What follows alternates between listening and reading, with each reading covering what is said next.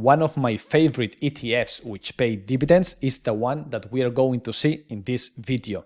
When you invest in this ETF, your money will be split automatically in these 66 companies which have some unique characteristics. This ETF is called S&P 500 Dividend Aristocrats ETF. The ticker symbol is NOBL, N-O-B-L. And why is it so special? Let's check it out. On one side, all the stocks of the companies that make up this ETF belong to the S&P 500. That means that they're all US companies. What is unique about these companies is that they pay dividends every single year. But what is even more unique is that they must have a 25-year streak. That means that for the last 25 years, they are paying dividends and increasing dividends. So they must meet this requisite of paying dividends greater than the previous year. And by the way, the requisite to be on this ETF is a streak of 25 years, but most of these companies have a streak of 40 years. This means that we're investing in companies that are time-tested, and the logic says that this investment is a conservative investment. But if we look at the yields, we will look at the returns later in this video, we will see that the returns are quite high for this conservative investment. I am on the official website of this ETF, which fund manager is ProShares, a very common one, and where we'll see now in this video about the performance of your investment, the total returns, some quick numbers, the exposure, of the companies and also the sectors, and we will check also the distributions, that is the dividend payments, how much we can earn with this investment. Starting with the distributions, you can check any year, the payment of dividends. So if I check a whole year, let's say the last one, 2023, we can notice that they have a quarterly payment of dividends because they pay every March, June, September, and December. They also have a quarterly rebalancing. That means that every quarter they check the companies if they are meeting the requisites. I mean, the pay of dividends, which is greater each year and for the last 25-year streak at the minimum. This means that if any company is not meeting these requirements anymore, they just take it off of this ETF. And if there is any other company which meets these requirements, they can add it to this ETF. Right now, we have 66 stocks. That means 66 companies inside this ETF. Another characteristic is the weight of these holdings, which is the same for all the companies. Not exactly the same, but very, very similar. You can click here to show all, and you can see that the weight, which is more high, is 1.83%, and it's always similar until the last one, which is 1.22%. This is different to any other ETFs, for example, an S&P 500 ETF, which has more weight in the principal companies and they're much less in the other ones. And hey, do you recognize any of these companies? For example, McDonald's. We also have here Walmart.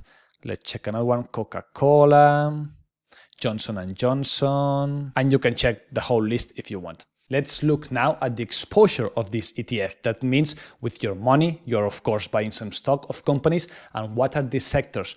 We can see that the sector with more weight is consumer staples. Actually, that makes sense because this ETF invests in companies which pay dividends every single year. And which are those companies exactly that can pay dividends even when we are in crisis? Well, actually, some of those companies are the ones that sell consumer staples because we as human beings, we will always need some basic consumer staples, even though we are in crisis. So that's why we are heavily invested in this sector. Heavily invested, I mean 24%. And this makes sense that we invest little in the technology sector, which is only a 3% of our investment. This is because the tech companies, with their benefits, they don't use it to pay dividends. They use it to reinvest it in the company and expand and add more features to the technology. And this takes me to the following reasoning. Did you know that the typical investment is to invest in the S&P 500, which is a very technological investment because the companies there are Alphabet, Google, Tesla, Apple, Microsoft. You get it, right? So those companies are tech companies and you're investing in the technology sector. But in this dividend ETF investment, you're investing in consumer staples and very little in technology, but also in the S&P 500. So I think it could be a good mix to invest in both. It's just a reasoning. Of course, do whatever you want and do your own research. Let's check now the return on investment of this ETF. We can check on their website this nice chart which plots the growth of $10,000 invested since October 2013 until now. Let's check, for example, 10 years, because that's an easy calculation. So October 2023, okay, there we go. Plus 166%. Okay, so that's in 10 years. So we have a 16% return on investment on average, which of course doesn't guarantee the future results. But that's a huge yield. How's that? Well, you must think of this investment like an investment in a real estate. Let's say, for example, a house. Okay, you can earn in two ways. On one side, you can rent your apartment, so you will receive every month a nice check or a wire transfer, and also in the appreciation of the stock market price of this ETF, if any. So that's why. By the way, let's check now the return on investment of the dividends. What's the yield of the dividend? Okay, for that, let's make a quick calculations. We have here the distributions. If you check these 4 payments, because it's a quarterly payment, you can check that the average is more or less 0.5, 4 payments of those in a year. So that's $2 for each piece, or the market price of this ETF.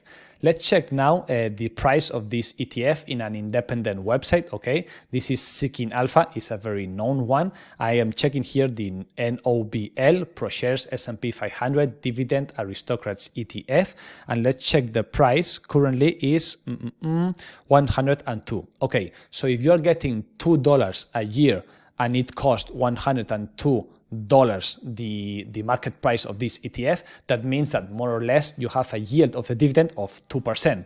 2 divided by 102, which, by the way, if you don't want to make these calculations every single time, you can check here the yield, okay, of the dividend is of 2%. So that's correct. What about the appreciation of the stock market price of this ETF? Well, we can see in 1 year it's been 11%. In the last 5 years, it's been 44% in 5 years.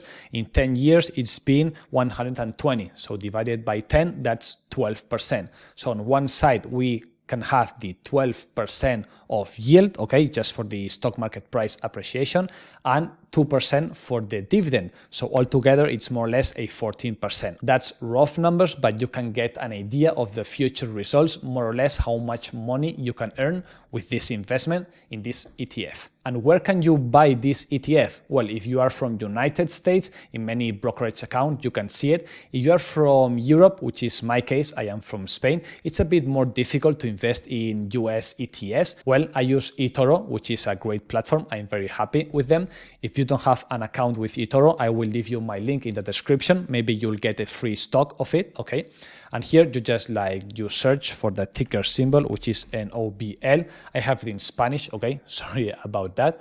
You just hit in the invest button and that's it. You can invest whichever amount you want, and the commissions are of just $0.34. So that's perfectly okay. I hope you have enjoyed this video and you have found it useful. If it's so, please destroy the like button and see you in the next video. Thank you very much.